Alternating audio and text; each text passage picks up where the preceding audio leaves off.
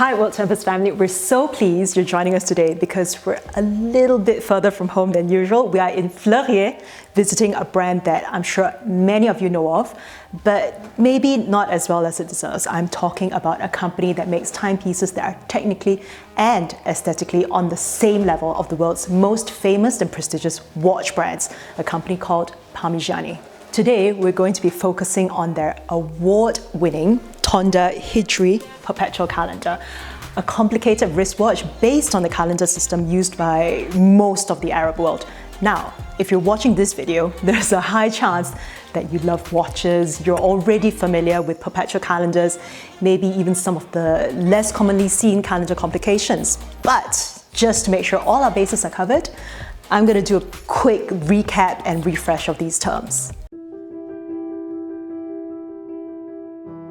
There's two things we want to get into, two things that will allow you to essentially become an expert on this watch. First of all, what is a perpetual calendar? Secondly, the Hijri calendar.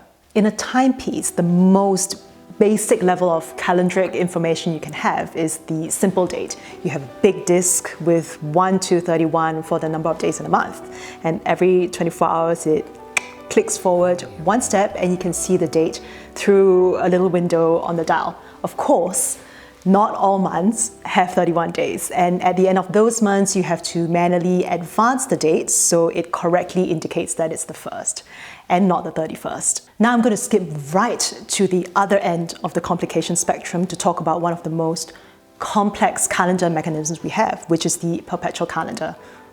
There's other calendars in between, like the annual calendar, but we won't go into that right now. The perpetual calendar adjusts itself at the end of the months that have fewer than 31 days.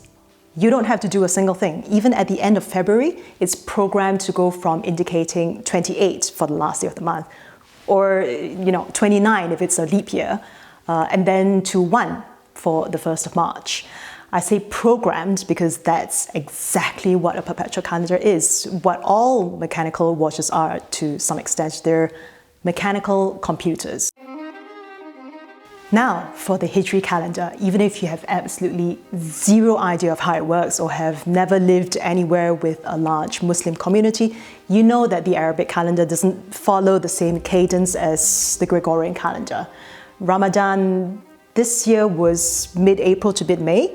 Last year it was late April to late May, and then in 2019 it was pretty much the entire month of May. This is because the Hijri calendar is a lunar calendar. One lunar cycle is 1 month. You have 12 lunar months, and that's 1 lunar year. On the other hand, the Gregorian calendar is based on the solar year, the amount of time it takes for the Earth to go 1 round around the sun. Each lunar cycle is approximately 29.53 days long. Well, I mean 29 and a half. But it's obviously not very practical to have months that are 29 and a half days long. So a neat compromise to that is to have some months 30 days, some months of 29 days, and then it kind of evens out. If you want to do things the old school way, the month starts when the waxing crescent moon just begins to be visible, hence marking the start of the next lunar cycle.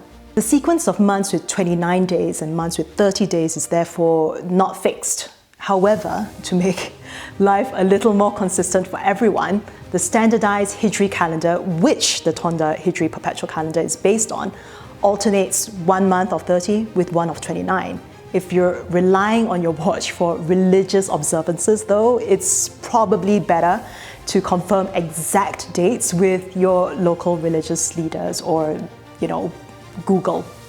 Also, just a bit earlier, I said that the lunar cycle is actually 29.53 days.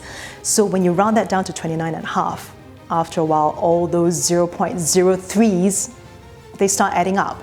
And then once in a while, you have to add an extra day into the calendar so that you still stay in sync with what's actually going on in the sky with the moon. Those years with an extra day are called abundant years, and the others are called common years. Every 30 years, every block of 30 years, you get 11 abundant years and 19 common years. The Parmigiani Fleurier Tonda Hijri Perpetual calendar takes all this into consideration and keeps track of everything beautifully. So if you look at the sub-dial here at 12 o'clock, you'll see the abundant years indicated in green colored script.